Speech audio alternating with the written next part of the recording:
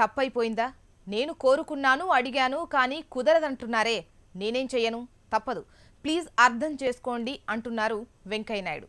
ప్రత్యేక హోదా ఇవ్వాలని మన్మోహన్ హామీ ఇచ్చినా ఆర్థిక సంఘం కాలడ్డం పెట్టింది. ఇప్పుడేం చేయలేం, అయినా బేషుగ్గా సాయం చేస్తున్నాం కదా అంటూ క్లారిటీ ఇచ్చే ప్రయత్నం చేశారు వెంకయ్య.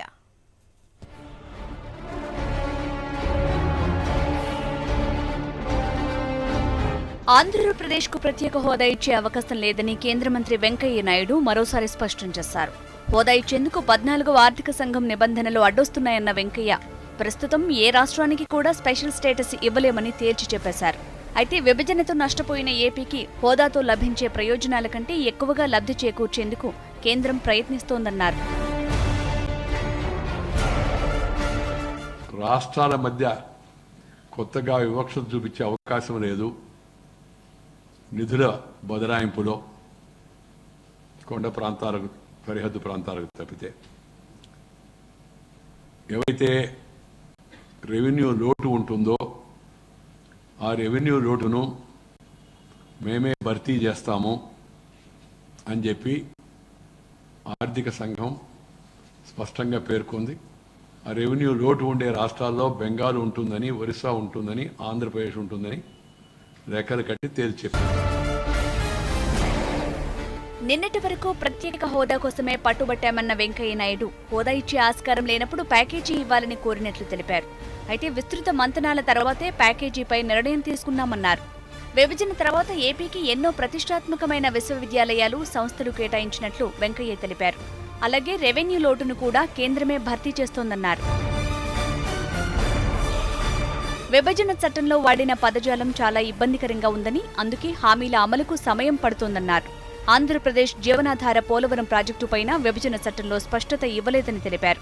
పోలవరం పూర్తి వ్యయాన్ని కేంద్రమే భరిస్తుందని స్పష్టం చేసిన వెంకయ్య దీనికి చట్టబద్ధత కల్పిస్తామన్నారు. పోలవరం నిర్మాణం కేంద్రం చేపడితే ఆలస్యమవుతుందన్న ఉద్దేశంతోనే బాధ్యతలను రాష్ట్రానికి అప్పగించినట్లు చెప్పారు.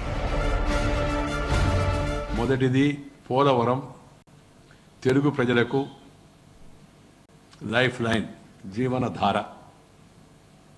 ఈ విషయాన్ని గత ప్రభుత్వం విస్మరించి మాటలు చెప్పి చేతలకు దూరం అయిపోయింది. ఆ విషయాన్ని గుర్తించిన నేను చొరవ తీసుకొని పార్లమెంటులో మాట్లాడి ప్రభుత్వంతో గట్టిగా పోట్లాడినప్పటికీ కూడా ఆ రోజు ప్రభుత్వం చట్టంలో పూర్తిగా దానికి స్పష్టత ఇవ్వలేదు. ఆర్డినెన్స్ తెస్తా అని చెప్పి ఇవ్వరా.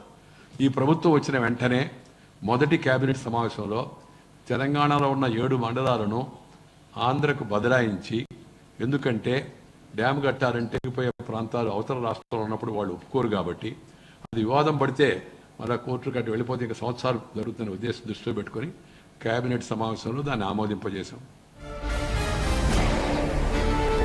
రైల్వే జోన్పై కొందరు అనవసర రాద్ధాంతం చేస్తున్నారని మండిపడ్డ వెంకయ్య కొత్త జోన్ విశాఖలోనా, విజయవాడలోనా అన్నదానిపై రైల్వే శాఖ ఇంకా నిర్ణయం తీసుకోలేదని వెల్లడించారు.